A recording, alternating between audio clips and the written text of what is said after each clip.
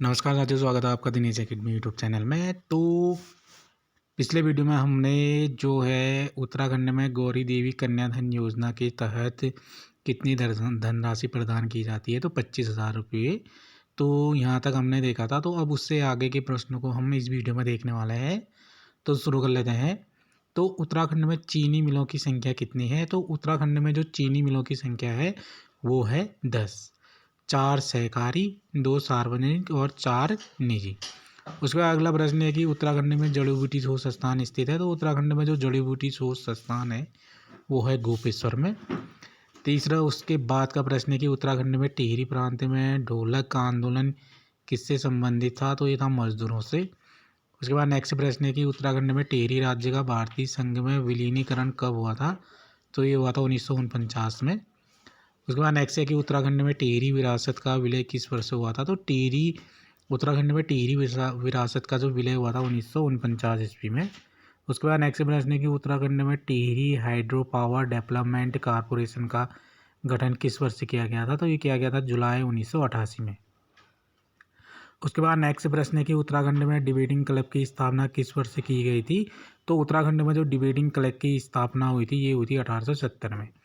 उसके बाद नेक्स्ट है कि उत्तराखंड में दून विश्वविद्यालय की स्थापना किस वर्ष हुई थी? तो उत्तराखंड में दून विश्वविद्यालय की जो स्थापना हुई थी 2004 में। उसके बाद नेक्स्ट प्रश्न है कि उत्तराखंड में देश की कुल कितने प्रतिशत जनसंख्या निवास करती है?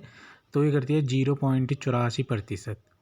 उसके बाद नेक्स्ट है कि उत्तराखंड में नया लोकायुक्त कानून किस वर्ष बना? तो ये बना था नवंबर 2011 को।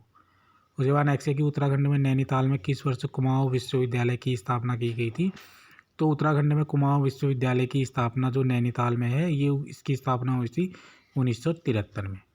उसके बाद नेक्स्ट है कि उत्तराखंड में न्यूनतम घनत्व वाला जिला कौन सा है? तो न्यूनतम घनत्व वाला जो जिला है वो है उत्तरकाशी 41। उसके बाद नेक्स्ट है कि उत्तराखंड में न्यूनतम पुरुष साक्षरता दर वाला जिला कौन सा है? तो ये है हरिद्वार 82.36%। उसके बाद नेक्स्ट प्रश्न है उत्तराखंड में न्यूनतम महिला साक्षरता वाला जिला कौन सा है? तो ये है टिहरी गढ़वाल 61.77%। उसके बाद नेक्स्ट है उत्तराखंड में न्यूनतम साक्षरता वाला जिला कौन सा है? तो ये है उधम सिंह नगर 74.44%। उसके बाद नेक्स्ट प्रश्न है कि उत्तराखंड में प्रथम रेल लाइन कब शुरू की गई थी? तो उत्तराखंड में प्रथम रेल लाइन जो शुरू की गई थी 1884 में। उसके बाद नेक्स्ट है कि उत्तराखंड में प्रथम रेल लाइन कहाँ से कहाँ तक बिछाई गई थी? तो ये बिछाई गई थी किच्छा से काठगोदाम। उसके बाद नेक्स्ट प्रश्न है कि उत्तराखंड में प्रथम स्वतंत्रता सेनानी होने का गौरव किस व्यक्ति को प्राप्त है? तो यह कालू सिंह मेहरा को। उसके बाद नेक्स्ट प्रश्न है उत्तराखंड में प्रसिद्ध स्थल गंगोत्री किस राष्ट्रीय राजमार्ग पर है? तो यह है राजमार्ग संख्या 108 पर। उसके बाद नेक्स्ट है कि उत्तराखंड में प्रस्तावित जिले कौन से हैं? तो ये हैं यमुनोत्री, कोटद्वार, डीडी घाट, रानीखेत। उसके बाद नेक्स्ट है कि उत्तराखंड में प्राचीन काल में शिक्षा के 2 प्रमुख केंद्र कौन से थे? तो उत्तराखंड में जो प्राचीन काल में जो शिक्षा के केंद्र थे एक था बद्रिकाश्रम, दूसरा था कर्णाश्रम। उसके बाद नेक्स्ट है कि उत्तराखंड में प्राचीन काल में शिवालिंग पहाड़ियों को क्या कहा जाता था? तो प्राचीन काल में उत्तराखंड में शिवालिंग पहाड़ियों को मैनाक। उसके बाद नेक्स्ट है कि उत्तराखंड में प्राथमिक स्वास्थ्य केंद्रों की संख्या कितनी है? तो यह है 254। उसके बाद नेक्स्ट है कि उत्तराखंड में बुरांस के फूल की कितनी प्रजातियां हैं? तो यह है 24 प्रजातियां। नेक्स्ट प्रश्न है उत्तराखंड में ब्रिटिश काल में अंतिम भूमि बंदोबस्त कब और किसके नेतृत्व में हुआ था? तो ये हुआ था 1928 में इबटसन के नेतृत्व में केवल गढ़वाल में। नेक्स्ट प्रश्न है उत्तराखंड में मसूरी की पहाड़ी हिमालय की किस श्रेणी में आती है? तो मसूरी की पहाड़ी जो आती है हिमालय के मध्य हिमालय श्रेणी में। उसके बाद नेक्स्ट है कि उत्तराखंड में मुख्य फसलें कौन सी हैं? तो उत्तराखंड में जो मुख्य फसलें हैं धान, गेहूँ, चना। उसके बाद नेक्स्ट है कि उत्तराखंड में मूल्य वर्धित कर वैट किस वर्ष लागू किया गया था? तो ये किया गया था 1 अप्रैल 2005 को।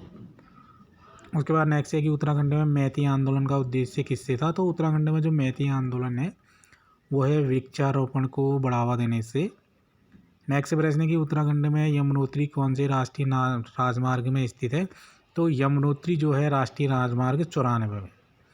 उसके बाद नेक्स्ट है कि उत्तराखंड में राज्य के वनों की नीलामी के लिए आंदोलन कब हुए थे? तो ये हुए थे वर्ष 1977 में। उसके बाद नेक्स्ट है कि उत्तराखंड में रूपकुंड ताल किस जिले में है, तो उत्तराखंड में जो रूपकुंड ताल है वो है चमोली में। उसके बाद नेक्स्ट है कि उत्तराखंड में लाखवाड़ बांध कौन सी नदी पर बना है, तो ये बना है यमुना नदी पर और ये है 253 मीटर। नेक्स्ट प्रश्न है उत्तराखंड में लोहारिनी नाग पाला जल विद्युत परियोजना किस नदी पर है, तो ये है भागीरथी नदी पर।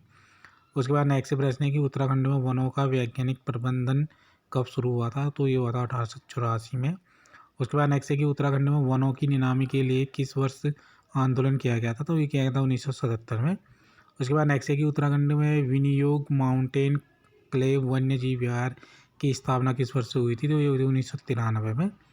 उसके बाद नेक्स्ट है कि उत्तराखंड में शासन करने वाली प्रथम राजनीतिक शक्ति कौन सी थी, तो ये थी कुनिंद शासक। उसके बाद नेक्स्ट है कि उत्तराखंड में श्री ऋषि वल्लभ सुंदरयाल के नेतृत्व में दिल्ली में पृथक राज्य की मांग हेतु प्रदर्शन किस वर्ष से किया गया था, तो ये किया गया था 1968 में। उसके बाद नेक्स्ट है कि उत्तराखंड में सड़कों की सर्वाधिक लंबाई किस मंडल में है, तो ये है गढ़वाल मंडल में। तो आज का इस वीडियो का लास्ट प्रश्न देख लेते हैं कि उत्तराखंड में सबसे छोटी रेल लाइन का टर्मिनल स्टेशन किस स्थान पर है, तो ये है टनकपुर चंपावत में। तो ये थे कुछ विशेष महत्वपूर्ण वन लाइनर प्रश्न उत्तराखंड से संबंधित। तो यदि वीडियो पसंद आई हो तो चैनल को सब्सक्राइब अवश्य करें और बेल आइकन घंटी के निशान का बटन भी दबाइए, जिससे कि जो भी नोटिफिकेशन अपलोड होते रहे चैनल पे उसकी नोटिफिकेशन आप तक समय समय पर पहुंचते रहे। और बेल आइकन घंटी के निशान का बटन दबाकर वीडियो को अधिक से अधिक शेयर भी करते रहिए। तो फिर मिलेंगे आपसे नेक्स्ट वीडियो में, तब तक के लिए साथियों नमस्कार, जय हिंद।